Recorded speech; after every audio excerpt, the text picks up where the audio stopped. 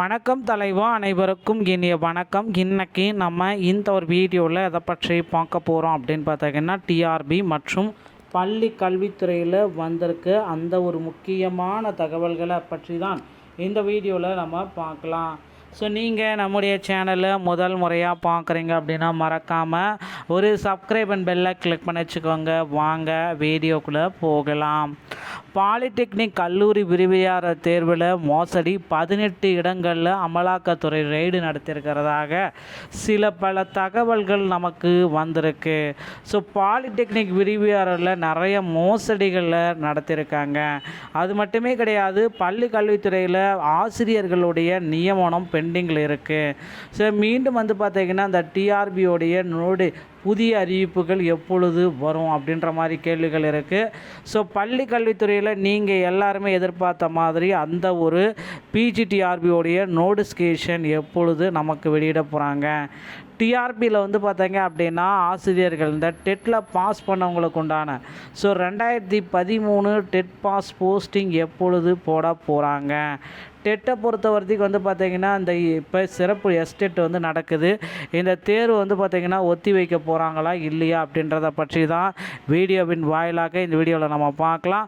மேலும் பார்த்திங்கன்னா இந்த பாலிடெக்னிக் மோசடியில் நிறைய பேர் ஆசிரியர்கள் பார்த்திங்கன்னா அதிர்ச்சிக்குள்ளான தகவல்கள் வெளிவந்துட்டுருக்கு.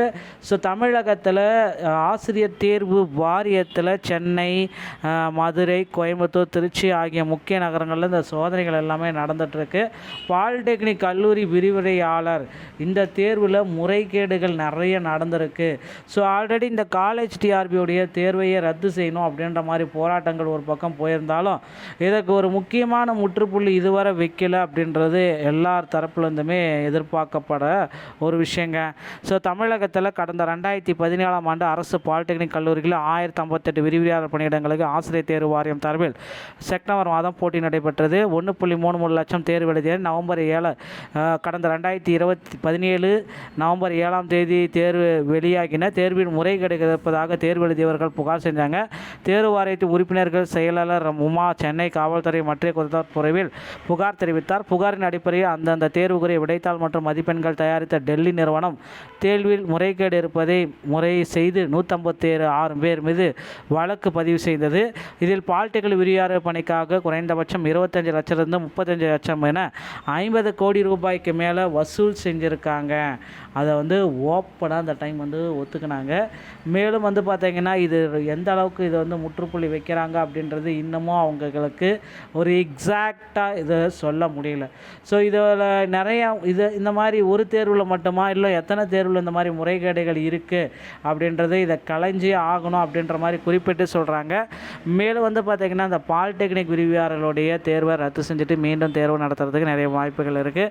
அடுத்து பார்த்திங்கன்னா நீங்கள் எல்லாருமே எதிர்பார்த்த மாதிரி டெட்டில் பாஸ் பண்ண 2013-17 டெட்டில் பாஸ் பண்ணக்குண்டான போஸ்டிங் விரைவில் போட போகிறாங்க. மக்கள் அனைவருமே எதிர்பார்த்த அந்த ஒரு போஸ்டிங் ரெடியாக இருக்க மக்களே. 2013-17 பார்த்திங்கன்னா டெட்டில் பாஸ் பண்ணது முதல்வர் விஜய் அவர்கள் ஆசிரியர்களுக்கு நல்ல செய்தியை ரெடியாக வச்சுருக்காருங்க.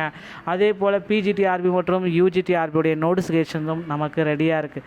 இன்னும் ஒரு சில வாரங்களில் இதற்குண்டான நோட்டிஃபிகேஷனை நம்ம எதிர்பார்க்கலாம் அப்படின்ற மாதிரி தான் எதிர்பார்க்கப்படுது. அதிகபட்சம் இன்னும் ஒரு சில வாரங்களில் டிஆர்பியில் இந்த தகவல்கள் அனைத்துமே உங்களுக்கு வெளியாகும் அப்படின்ற மாதிரி எதிர்பார்க்கப்படுதுங்க. ஸோ மக்களே வெயிட் பண்ணுங்கள். இன்னும் ஒரு சில வாரங்களில் இந்த பிஜிடிஆர்பி யூஜிடிஆர்பியோடைய நோட்டிஃபிகேஷன் வந்துவிடும். அடுத்த கட்ட நிகழ்விற்கு நீங்கள் இப்போந்தே உங்களை தயார்படுத்தி கொள்ளுங்கள். அடுத்து ஆசிரியர் 18,107 ஆசிரியர் காலி பணியிடங்கள் தமிழகத்தில் இருக்குது அப்படின்ட்டு தமிழகத்துடைய பள்ளிக்கல்வித்துறை அமைச்சர் அவர்கள் குறிப்பிட்டு சொல்லிட்டாருங்க.